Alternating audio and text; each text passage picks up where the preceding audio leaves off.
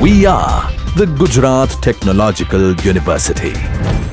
Since its inception over a decade ago, GTU has been empowering young and curating minds to realize their true potential. Over 4 lakh inspired students are enrolled with one of the premier academic universities in India. With more than 450 affiliated colleges in its fold operating across 5 zones of the state, GTU, the International Innovative University, your place to move forward.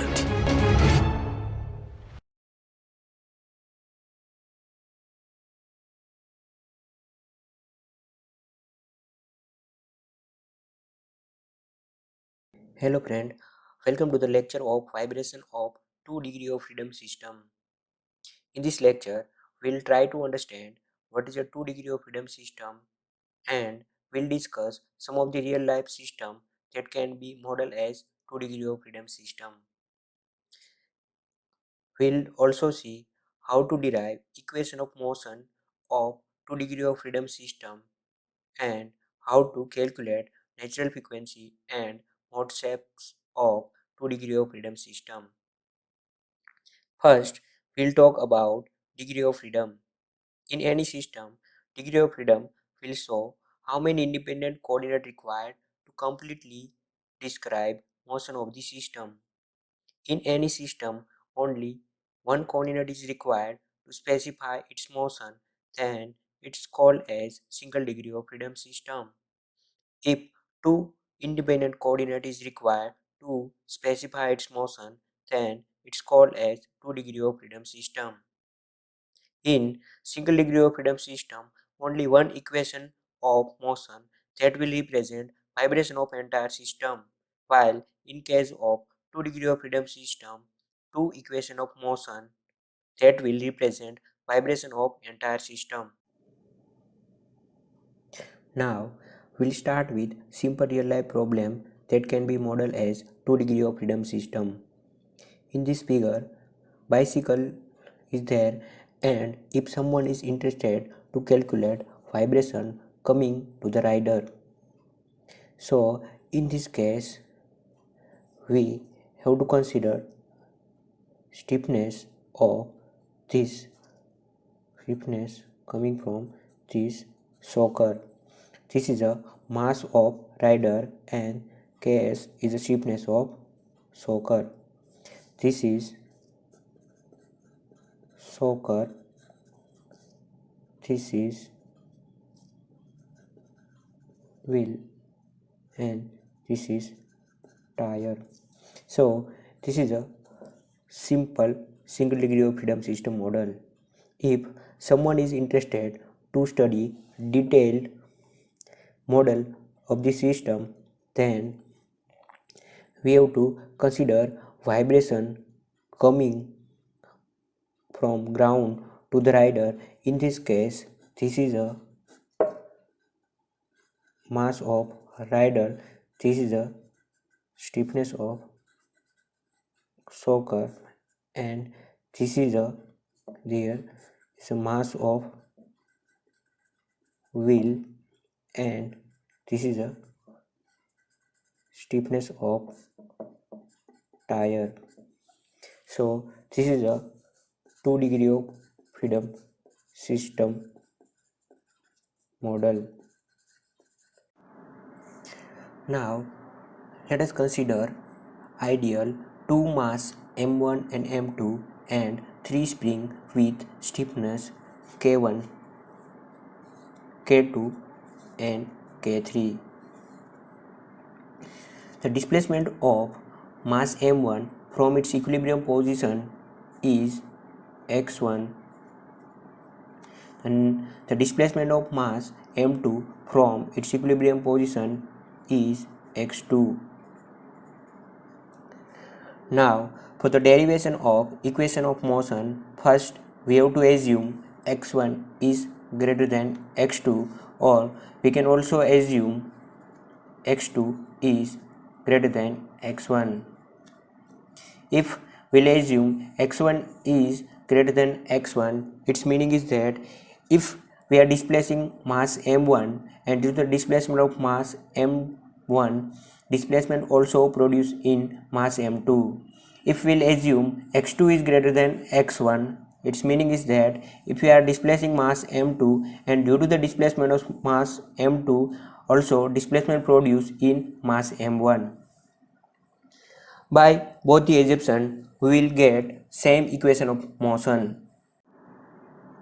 Now, taking any of the assumption, we can derive equation of motion. Here, we'll assume x1 is greater than x2. Before deriving equation of motion, we have to draw free body diagram.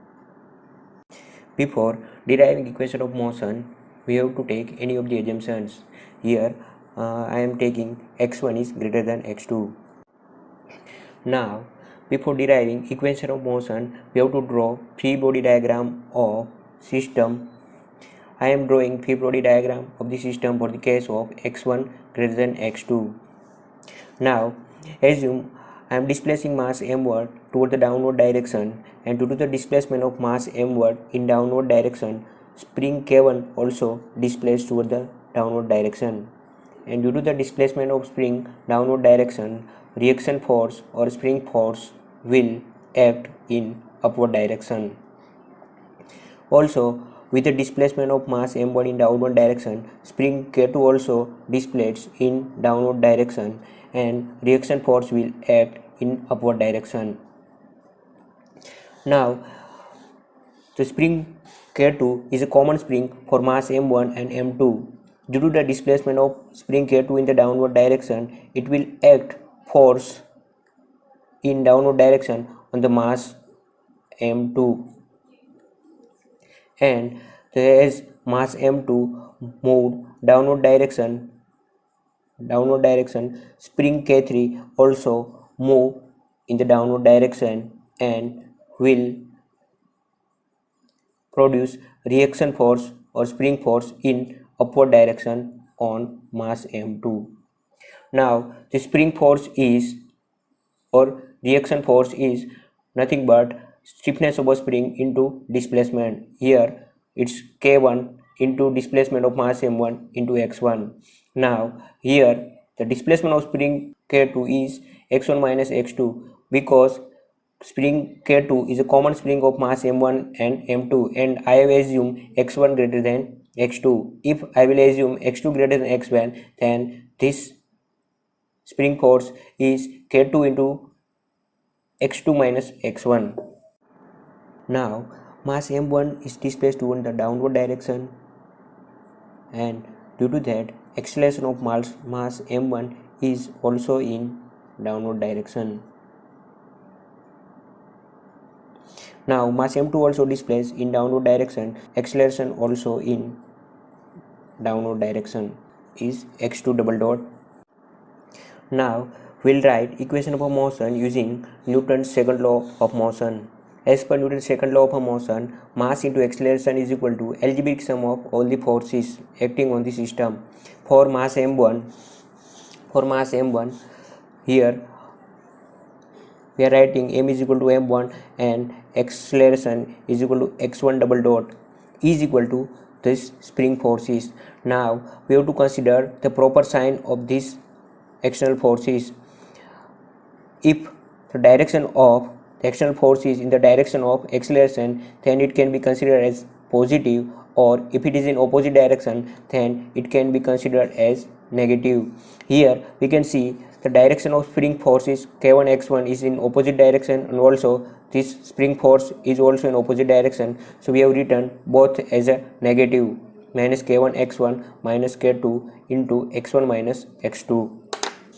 Now we are rearranging this equation, opening the bracket and again rewriting this equation and taking this both the term K1 x1 minus K2 x2 in the left side and taking x1 common, and now we can say this is the equation 1.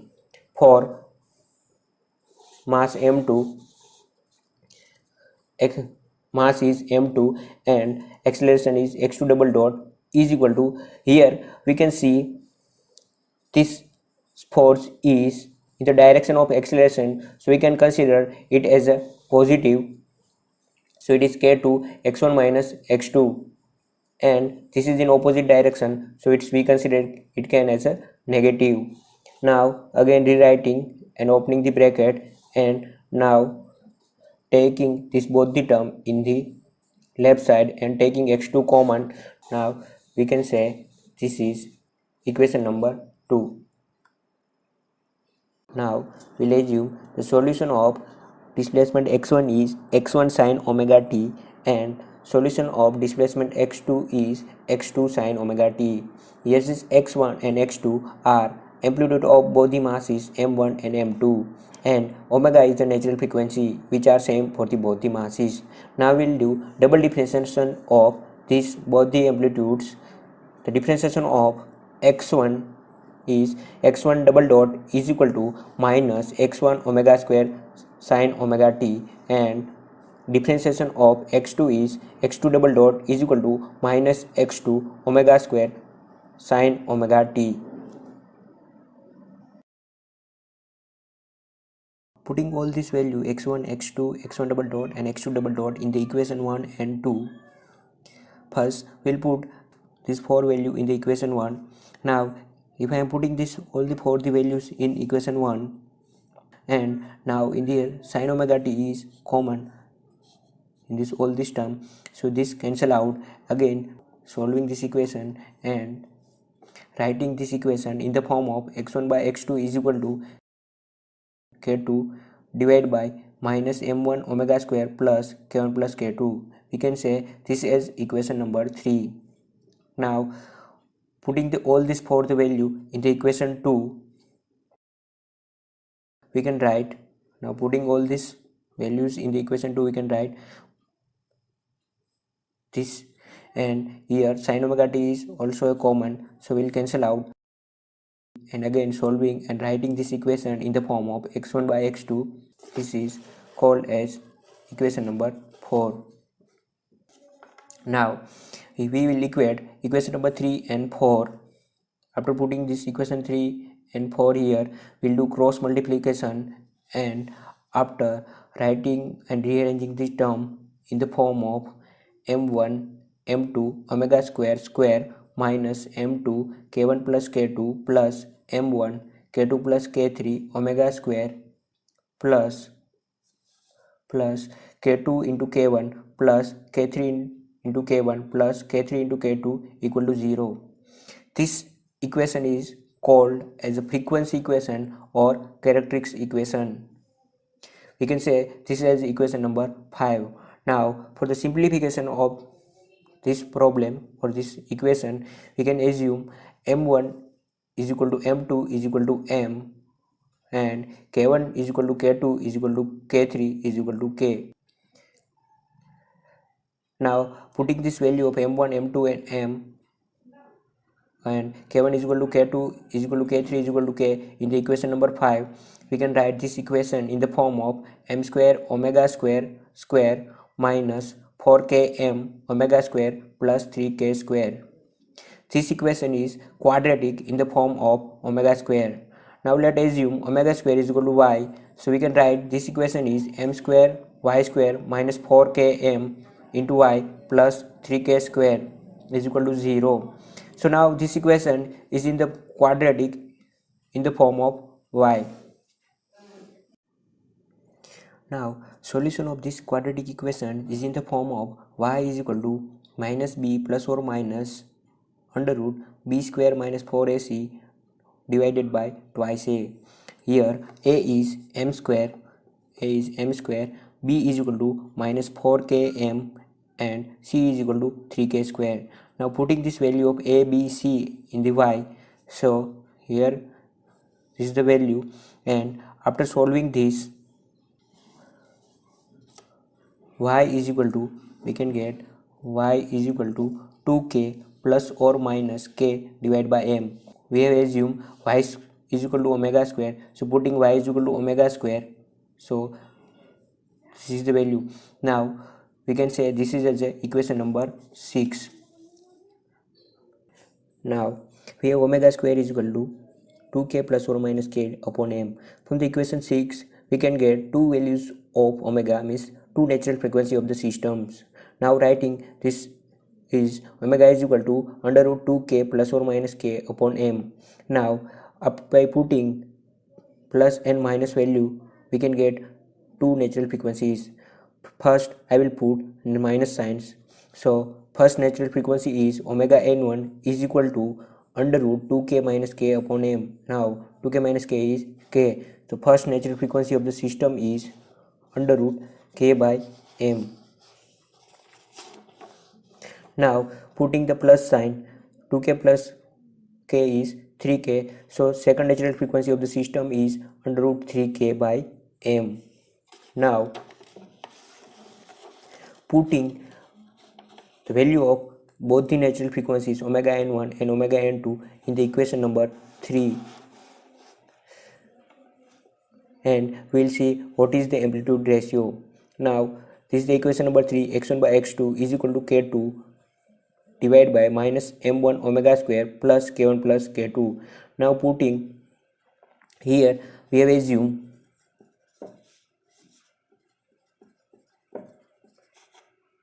m1 is equal to m2 is equal to m and k1 is equal to k2 is equal to k. So we are writing this equation or this amplitude ratio in the form of x1 by x2 is equal to in this form. And now putting the value of omega or the natural frequency, first omega n1, so we can say this amplitude ratio x1 by x2 omega n1, and putting the value of omega n1 and also putting the value of omega n2. After solving this, we can get the ratio, amplitude ratio for the natural frequency 1 omega n1 is 1, and amplitude ratio x1 by x2 for natural frequency 2 is -1. The equation number 7 and equation number 8 both are the important equation. From the equation 7, we can conclude that when system frequency is omega n1, then ratio of the both the mass amplitude is 1, and when the system frequency is omega n2, the ratio of the both the mass amplitude is -1. By using this equation number 7 and 8, in next lecture we'll learn how to make mode shape of 2 degree of freedom system.